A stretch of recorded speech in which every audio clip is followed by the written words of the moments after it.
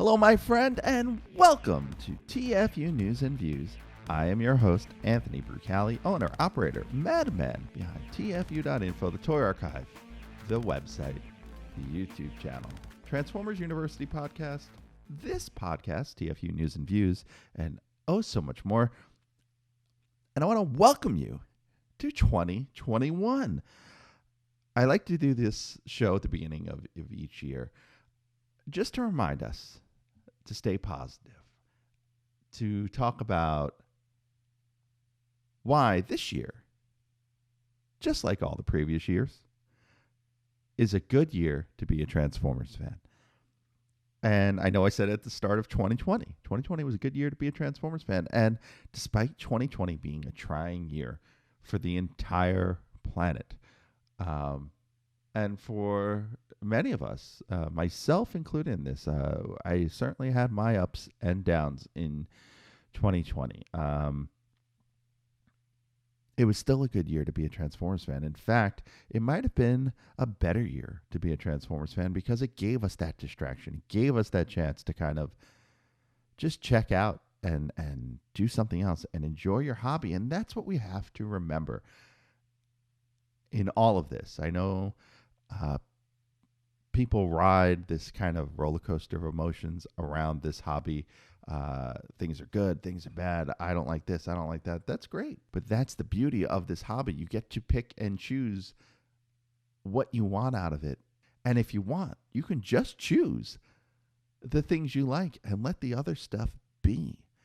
And with that, we have to think about how much of an abundance of stuff there is to this hobby. And that goes beyond just the toys. I mean, there is assorted media that go with this fandom. And I just wanted to take a look at what 2020 had and what we're seeing into 2021. Just all the great things there were in the Transformers community. So quick review, right? Of course, we had Generations. We had Earthrise, the Generations figure line, which honestly, as I've been slowly opening some of those toys and just playing with some of the earlier ones, even with my daughter and just on my own, how good are some of those toys? It really does astonish me that for a line with Earthrise and even prior to that to Siege, where I was kind of down on the character selection, they still came up with really neat interpretations and new versions of these characters and figures that we've come to grow and love over the years. So, of course, we have Generations. We have Generation Selects, which, for all intents and purposes, if you're a longtime fan, this has replaced BotCon and the Collectors Club as a way to get obscure characters into the line and as a way to put those in a mass market situation and a way to reuse toolings that would have some sort of obvious to us, obvious to someone like me or someone like you maybe who is deep into the Transformers lore, but maybe not so obvious to someone who is new to the hobby or is not so deep into the lore. So, one of the stories that broke about a week ago or so was that we're getting a version of Deep Cover out of the Siege Sideswipe mold. And I love that idea. Yes, it's like the 9th iteration of that tooling, but Deep Cover is this e-hobby character that was out in the early 2000s. I actually owned it. It's made from the original Sideswipe mold, and it's in blue. It's really dark, like navy blue. And I love that Selects can do things like that. And I always don't know, screw it up. Is it Select or Selects? And I have a whole bunch I am looking at across the room here, and I can't see what it says. But that's okay. If you want to put the S on it, it's all right. I'll pretend you're Squirrely Dan. It's cool. Of course, Studio Series is continuing strong with the 86 movie line portion of the series. I haven't had a chance to open the two figures I did find, but I am excited to do that. Of course, we have Masterpiece continuing on in 2021 and as part of 2020. Not really sure where that line is headed, but I do appreciate that it exists. I think it might be on its last legs, which is not necessarily a bold prediction, but who the heck knew back in 2002, 2003 that this line would run for 20 years? We have Cyberverse in 2020. Cyberverse Season 3, which was one of the best seasons of Transformers cartoons I've ever watched. It was just so good. And the toy line itself, too. I mean, I've picked up a few of the figures. We've met some new characters in that series, so I've gone out of my way to make sure I've gotten those figures, plus the deluxe line with the Build-A-Figure. There's just so much good in Cyberverse. It's so much fun and so kind of, it's not so lighthearted that you think it's childish, and it's not so over the top with gravitas that maybe the Netflix series has, that you can enjoy it and take a moment to really just have fun with the situation. And it's exploring some things that we've never really seen in Transformers before in the cartoon side of things, like, you know, the end of an Autobot Decepticon war, and what does that mean? So hats off to the Cyberverse crew for what was probably one of the highlights of 2020. I'm just looking down my list here. I mean, there's so much, right? We had Transformers Collaborative continuing in 2020 with the Top Gun figure and another Ghostbusters figure, and into 2021 with the X-Men figure. We've had the IDW books, which I've been up and down on, and mostly down on. I'm not. I don't want to say I'm not a fan of Brian Ruckley's writing. I think it's not the right writing for this format, and I think a lot of people recognized that early on and didn't bother to stick around. I've stuck around, and it's paid off in some issues. Most recently in issues 24 and 25, I really enjoyed. But sometimes, man, that ride to get to those issues is just kind of a bummer and kind of not worth it sometimes. So I would be really annoyed if I was paying for these issues. So unfortunately, you know, because of the website and because of this podcast, I do get to review them for free. And I don't know if I was spending $4 a month or $4 a month spread across, you know, multiple series now, which would be, you know, $8 or $12 a month. Yeah, I don't know if I'd want to stick with it either. But that said, we still have it. So if comics are your thing, it's just another great way to enjoy the franchise. Of course, we have Netflix and their Siege and Earthrise shows, which I have also been up and down on, depending on which portion of the episodes we're talking about. But it doesn't matter. Even if you didn't like them, for me, these are great things. They seem to be doing pretty well in terms of viewership in the United States. And that brings more people to the hobby. It's just like the first Bay film or any of the subsequent Michael Bay films or even the Bumblebee movie. You know, you need that gateway into the franchise. You need this to be someone's G1. And for some, you know, older kids and teenagers, this is going to be their G1, and they're going to eat this up. And that's big. That's big because that means this franchise will continue on for another, you know, 35 years, hopefully. And of course, for the kiddos and the youngers, we've got Rescue Bots, Rescue Bots Academy, which I still haven't seen, but I will. I am going to get around to it. I finally watched a little bit of regular Rescue Bots in 2020, and I really, really enjoyed it. I thought it would be a little, you know, too low on the scale of target audience for me to really be engaged with it. And trust me, I have a 2-year-old. I watch a lot of things aimed at really young kids. And I would have to say this is still a little over my daughter's head if I were to watch it with her. But as far as just good cartoons go, you know, the original Rescue Bots is certainly there. You can catch the first season, I think, on Netflix right now, and it's definitely on Tubi. But in a way, you know, that series, and I will dig into Rescue Bots Academy at some point, that series just as a whole seems like a great throwback to the, you know, to the Saturday morning cartoons of the 80s, the shows that didn't really have toy support or weren't designed to be toy commercials. I mean, anything from like Scooby-Doo, you know, classic like Scooby-Doo or the Smurfs to, you know, something even like, I don't know, Foofer. You got shows that were just designed to be kids programming, and that's really what Rescue Bots feels like. So don't be down on it. It's certainly a good thing to have. Another good thing to have is Botbots. I personally love Botbots. I think they are just the right level of silly and fun for the Transformers franchise. They explore things that we've never really explored in Transformers, and just even from a design perspective, from a toy perspective, having things that turn into hot dogs and soda cups and blenders. These are weird, fun things, and I love that we're continuing on with them in 2020 and, from what I've heard just recently, in 2021. But we'll get to that. Of course, Walmart has their reissues, and Walmart and Target and Amazon have a slew of exclusive product in 2020. So much so that it was almost aggravating at times how much exclusive product was out there and how hard it was to get. But you gotta love that it exists, right? Because it's just another way for this brand to explore itself, like the red line at Walmart.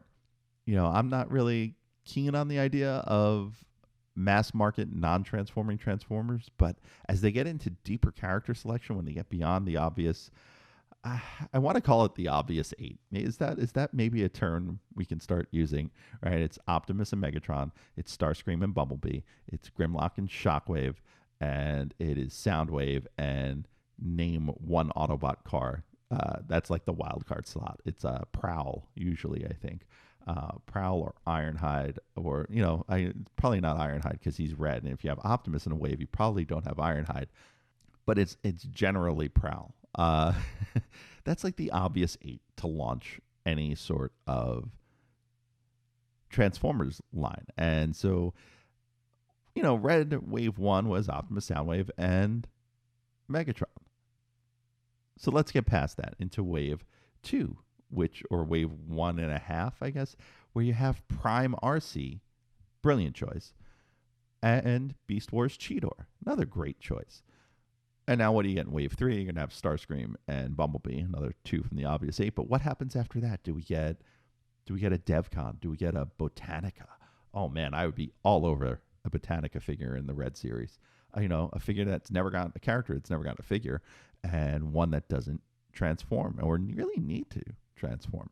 And then you get really weirdly deep into some side characters, or even characters that just their models don't really fit into a line. I mean, would you jump on a Rung figure at that scale? I would.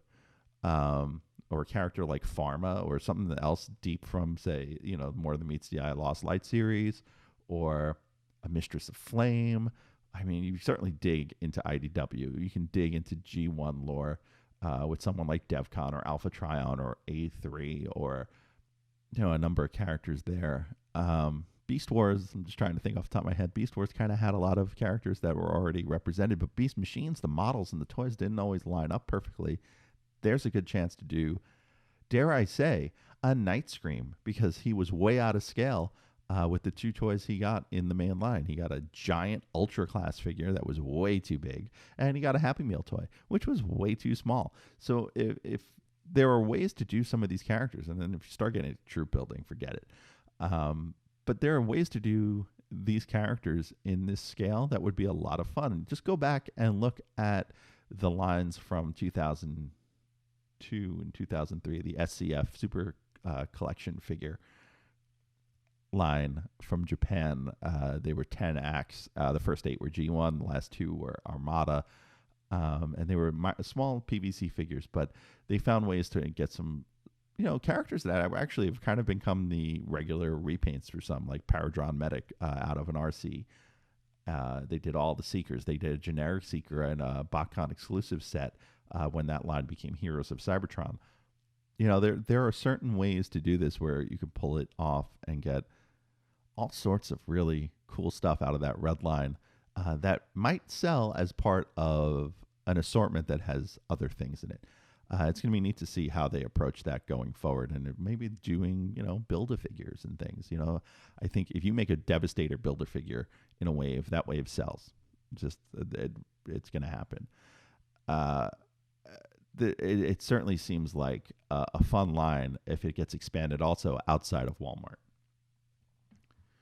And of course, you still have some of the licenses like the model kits from Flame Toys and Super 7 doing their 3 3/4 inch figures. And of course, 2020 also really did have some great stuff with Hasbro Pulse and Fan First Friday, where we all kind of got to experience what I gotta say I've been lucky enough to experience as part of the fan media, as they like to call us. It was the first year we had Toy Fair as a webcast, and you got to see the presentation that we only got to see in New York, followed by, of course, our live tweeting and all that fun stuff in the showroom, which won't happen this year because of COVID, and that's kind of a bummer. But bringing that to the fans, then it also gives us a chance to see how that works with these Fan First Fridays, and Hasbro being able to trickle out their reveals as the year goes on. And it's going to be interesting to see that continue into 2021. So, what does 2021 have to offer for us as fans? Well, of course, there's the Kingdom line, which is fantastic. Having had a chance to pick up those toys, actually, I must say, Hasbro was nice enough to send those to me, the first wave, and they're so much fun. And as a fan of Beast Wars, I love it. I love seeing updates to these characters. I love that we're getting Dinobot in Wave 2. I love that we're getting Huffer in Wave 2. I think that Huffer figure is going to be a lot of fun. And of course, then we'll get a sideline of this in Netflix with some additional colorings and who knows, new characters or maybe some old faces in repaint form. There's been semi rumors. I think they've been confirmed at this point that there's going to be Cyberverse Season 4, which I am excited about. We see the toy line continuing with the new deluxe figures that just kind of cropped up out of nowhere. No Build-A-Figure in that line yet. But the fact that we're getting a Prowl and a Starscream and a Soundwave, hey, obvious 8, just getting them out of the way as a wave is also very, very helpful. And it's also just very, very good because that means that line is continuing. It's a way for Hasbro to keep those characters on the shelves without sliding them into the main line. I've also just heard that Botbots Series 6 should be coming in 2021. That is exciting as well. And again, we have some exclusive lines with Red and the buzzworthy Bumblebee line over at Target, which doesn't seem to be entirely repacks. It's a weird line. I need to delve a little deeper into that. I don't think the one that's standing out to me is like the Megatron with the helicopter is definitely a repack to my eye. But the Bumblebee with the trash truck that combines with him, these are Cyberverse figures, by the way. The trash truck came with Grimlock. I don't remember it coming with Bumblebee. It's kind of like a new combination, and I don't know if the coloring is. I know the coloring on the trash truck's different. I don't know if the coloring is different on Bumblebee from whatever release he got in that series. But I digress. We also still have Rescue Bots continuing on, and IDW Comics have continued on in 2021. I'm looking forward to the Beast Wars series that's coming out later this year. I'm really enjoying. Where the main series is and where Escape is at the moment. To say that those two series are going to stay at this level of quality, I don't know. They tend to go back and forth between having like one or two really good issues and then having a whole bunch of build up that leads to one or two really good issues. But again, fortunate enough, I don't have to shell out the money for them. If I was paying for them, I probably would not be happy. But again, it exists, right? We have 3 ongoing Transformers comics basically at any given time. You have, the main series, the side series to the main series, and then usually some sort of limited series. And sometimes there's a fourth, sometimes the third one kind of swaps out with some sort of crossover series, like last year's Transformers Terminator series, which was really good. And this year's, Transformers Back to the Future series, which is slating to be fun. We had Transformers My Little Pony crossover last year and one expected for this year. Last year's was fun. I mean, I know nothing about MLP, but I enjoyed the heck out of that series.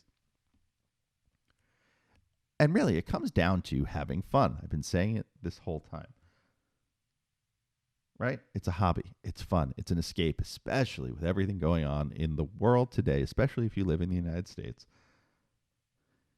Another way to have fun, another way to be a part of this community. It's something I'm excited about because it drops in about a week, a couple more days, the end of January,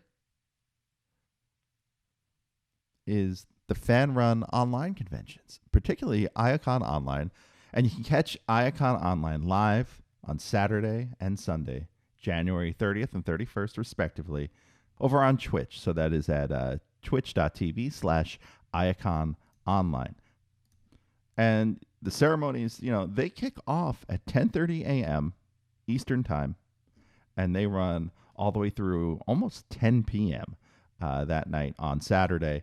And then on Sunday, things start at 10:30 a.m. Eastern and wrap up again almost at 10 o'clock p.m. And so you're talking almost 24 full hours of content. So be sure to check out Iacon Online. I am really excited for this convention. I've heard some news might drop during one of the panels. I can't get into specifics just yet, but I have heard a few things here and there. There's some great conversations that are going to be had. A celebration of Transformers the movie, a conversation about Beast Wars. There's a whole bunch of stuff with cosplay and a great artist alley over on Discord. And please do check it out, because it's one of the reasons why 2021 is a great time to be a Transformers fan. Search it out, Iacon Online.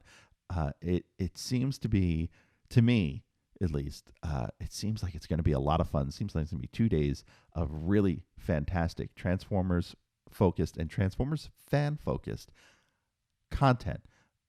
So if you're a fan of the brand, if you're a fan of just being a fan, check it out. Now, one more fan funded thing that happened in 2019 that is finally coming, or 2018, might have been 2018, is finally coming to pass in 2021, next month, really, is that the HasLab Unicron is going to ship. People are going to start receiving what is the most expensive retail Transformer in history. I cannot wait. I have one. I have my shelving kind of spaced out for it. Actually, we'll get into shelving in a little bit. But this thing is going to be, when in planet mode, it's going to be 23 inches in diameter. So you better have a big shelf. Detolfs will not work. And we'll talk about that a little bit as well.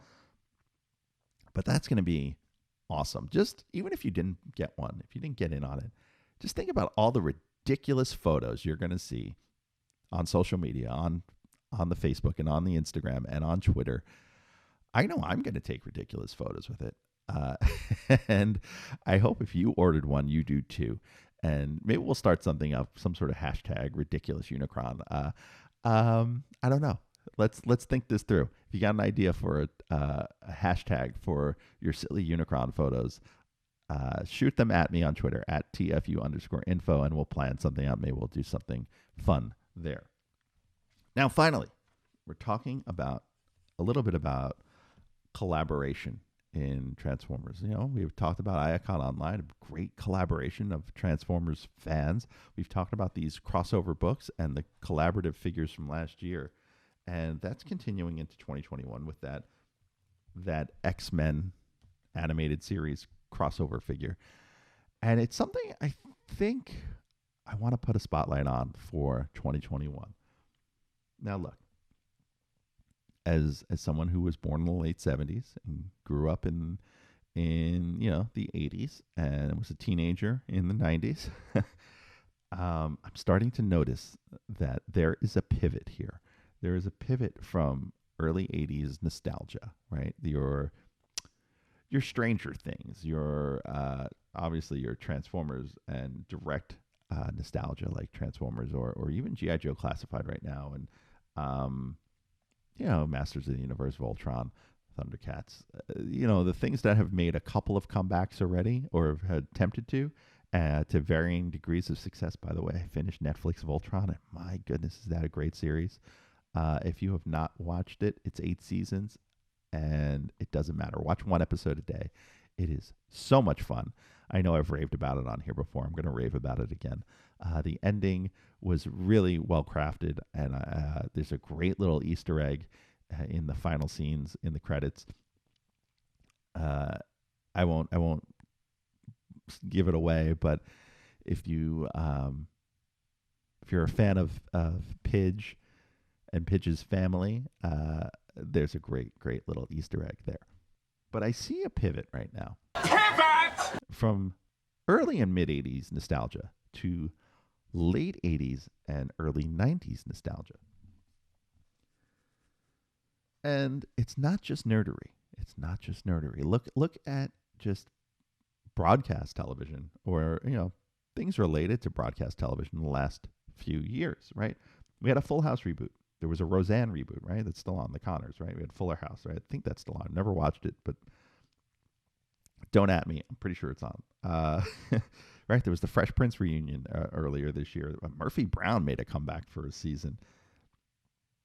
There is certainly an appetite and a desire to revisit late 80s, early 90s series. And you can even see it in toys and in films now, right?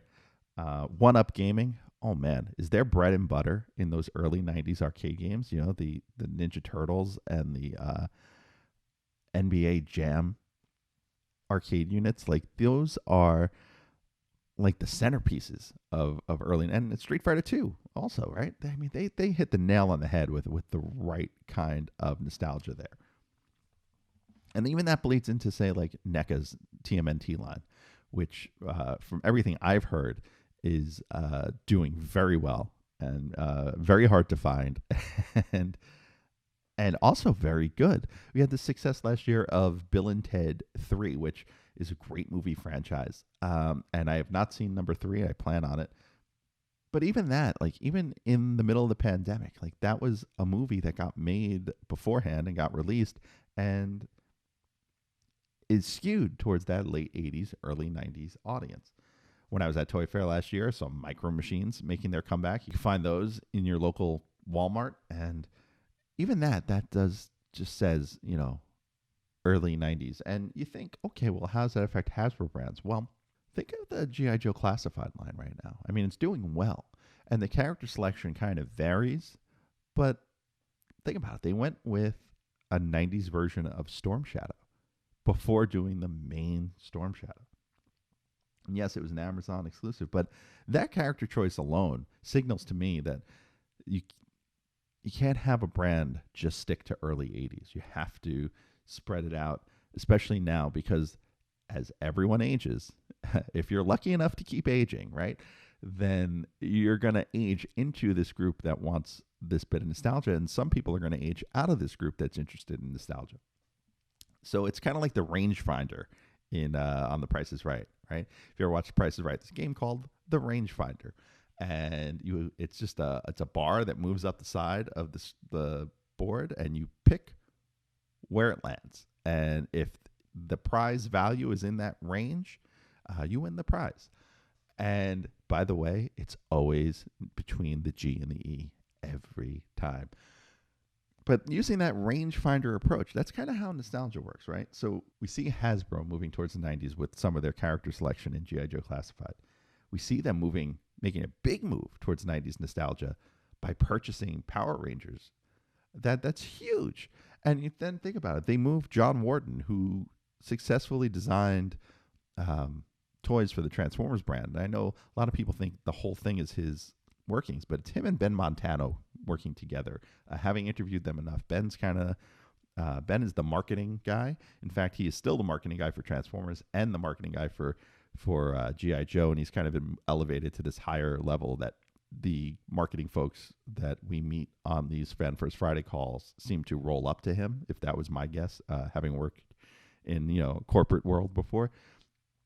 But John was the design guy, right? John, working with Ben, would help pick out the characters and the play patterns and design the toys so that they brought new life to kind of like an old system.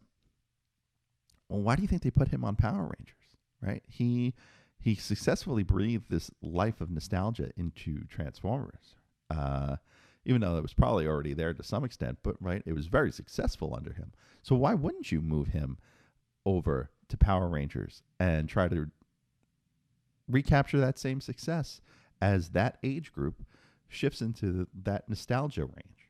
We also see it in Hasbro's other lines, in Marvel and in Star Wars. I mean, Black Series is starting to focus on episodes 1 through 3. I saw a Jar Jar Binks Black Series figure the other day in the store. Marvel's doing their Toy Biz retro figures that they've been doing for the last couple of years. This is very much a pivot towards 90s nostalgia. And I'm looking at my list here of other things I've seen or heard about. I heard an interview on Transmissions podcast. My friends over there, they talked with Simon Furman, famous Transformers writer, currently writes the Transformers Earth Wars game, another great thing that continues into 2021. And he mentioned he's writing a Battletoads video game. If that doesn't scream 90s cash-in nostalgia, I don't know what does, right?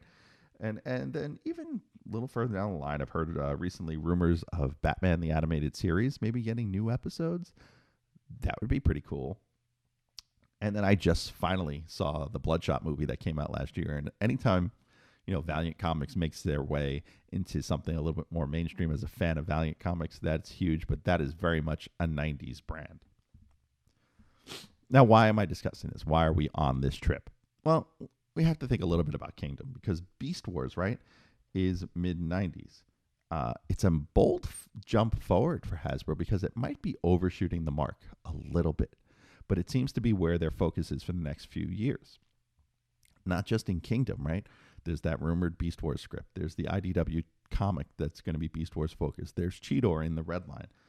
We've made Cheetor kind of a part of Cyberverse. There's definitely focus into that Beast Wars era. And hopefully this continues into 2022 and 2023. I mean, for me, as maybe, I'm a Beast Wars fan, but it's probably my favorite Transformers series. I really do hope that this is handled in a way where we see Beast Wars as a continuing part of the Transformers brand and not just something they do every 5 years or every 10 years. And that maybe they've realized that this is really a very, very important part of Transformers lore. Now, remember, last time I did this,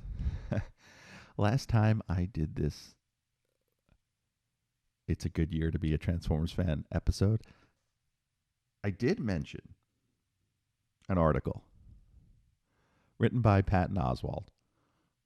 You may know him from The King of Queens as the voice of the main character in Ratatouille. He's an actor. He's a comedian. He's also a huge nerd. And he wrote this article, and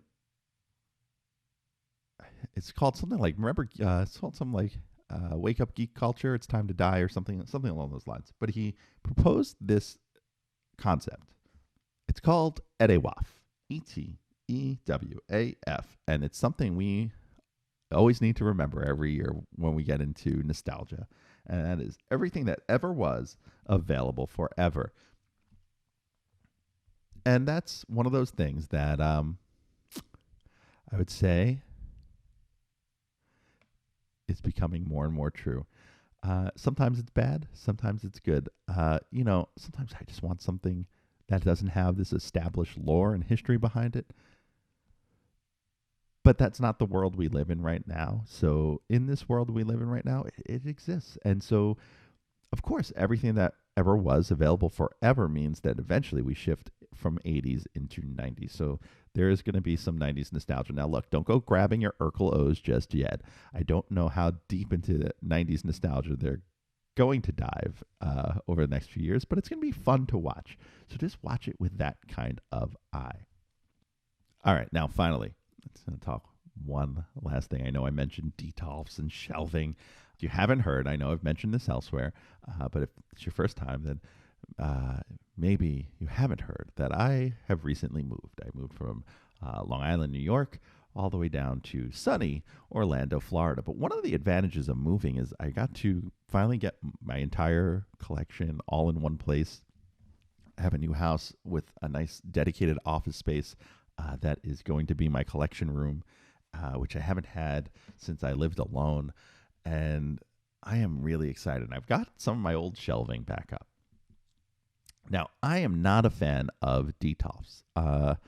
I think they serve a purpose. They just don't serve my purposes. I like to have a lot of my stuff displayed. I like to display as much stuff as possible sometimes. And I like shelves that are deep and plentiful. um, and Detolfs, I think, are 13 inches or 17 inches. They're not enough for me. I do like IKEA shelving, though. I think for the money and for the ability, the flexibility with some of it, you can really, really do some fun stuff. Now, the units I have from my old apartment is one that is discontinued. It's called the Nicholas. If you've ever watched an episode of Friends, it is the bookshelf that is in Ross Geller's apartment throughout the entire run of the series. In fact, I think there's like a season 1 episode where the story is about them building this bookshelf. And the only reason I know that is that during quarantine, my wife and I watched a lot of Friends reruns on TBS, and I noticed it in the background. I was like, that's my shelving unit, and I don't know what it's called. I have a bigger version of it, but I looked it up. It's called Nicholas, Niklas. Apparently, the people who have them, like myself, love them, and I understand why.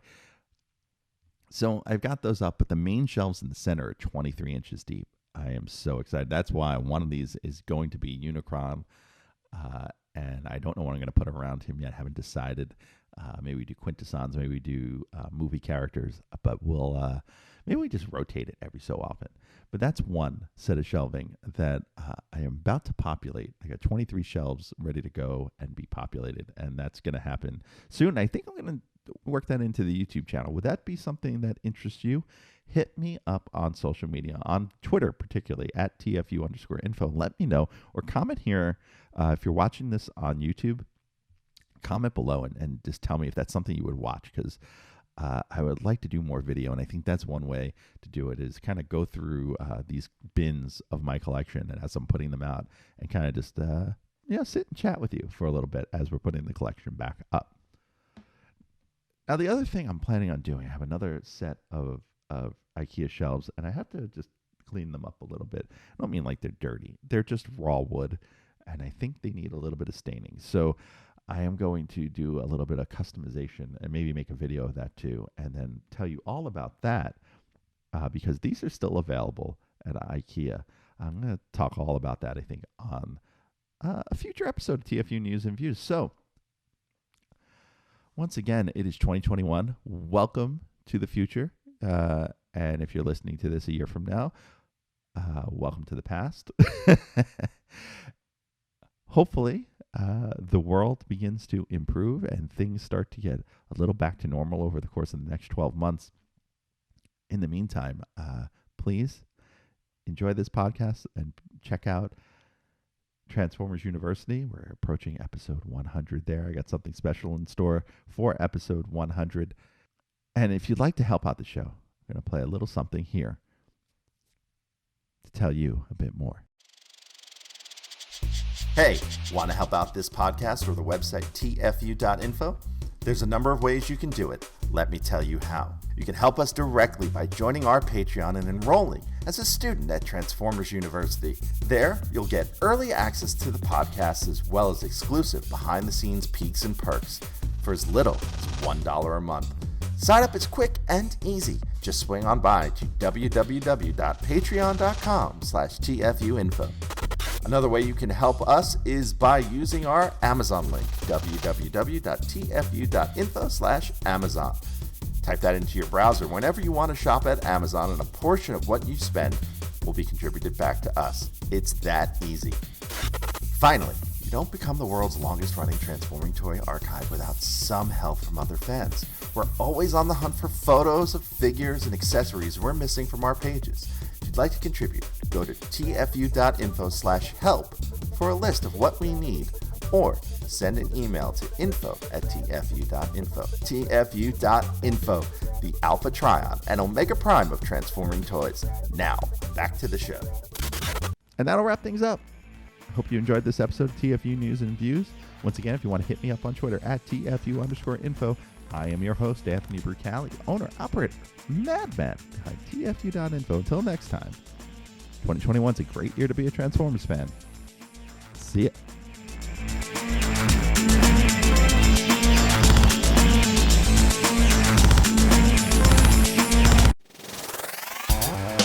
It is a world transformed, where things are not what they seem. Transformers! Want Want to learn a bit about the Transformers? Think you know everything about Cybertron, but are looking to learn a little bit more? Enroll today at Transformers University Podcast. Each episode will tackle a piece of Transformers history, starting in 1984 and marching our way up to today. Hosted by me, Anthony Brucali, 3-time Emmy Award winner and consulting producer on Netflix's The Toys That Made Us, and lifelong Transformers fan. We'll go on a journey through cartoons and comics, toys and movies, and all the weird esoterica from around the world, chronicling the adventures of everyone's favorite robots in disguise. Listen to Transformers University on iTunes, Google, Spotify, YouTube, and wherever you get your favorite podcasts. Transform and roll out!